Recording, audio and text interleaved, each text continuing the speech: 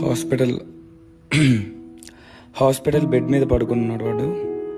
5 lakhs తీసుకొస్తే బ్రతుకుతాడు, లేదంటే కష్టం అని చెప్పారు. అంటే ఇప్పుడు ఏంటి?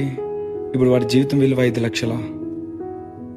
ఆ 5 లక్షలు లేకపోతే చచ్చిపోతాడా? నిజంగానా? 18 ఏళ్ళ కుర్రాడు 5 లక్షలు లేకపోతే చచ్చిపోతాడా? ఆ రోజు నాకు డబ్బు మనకి ఎందుకు కావాలో నిజమైన కారణం దొరికినట్టు అనిపించింది. లేదు, అన్నిటికీ డబ్బు కావాలి, నేను ఒప్పుకుంటా. ఒకరికి అందరిలో గొప్పగా బ్రతకడానికి కావాలి డబ్బు, ఇంకొకరికి ఇంట్లో వాళ్ళని బాగా చూసుకోవడానికి కావాలి, ఒకరికేమో వాడు ప్రేమించిన అమ్మాయిని ఇంట్లో ఒప్పించుకోవడానికి కావాలి, డైలీ ఎక్స్పెన్సెస్, మంత్లీ ఈఎంఐస్, అందరికీ అన్నిటికీ కావాలి డబ్బు. డబ్బు లేకపోతే నిన్ను ఒక మనిషిలా కూడా ట్రీట్ చేయరు ఇక్కడ. నేను ఒప్పుకుంటా.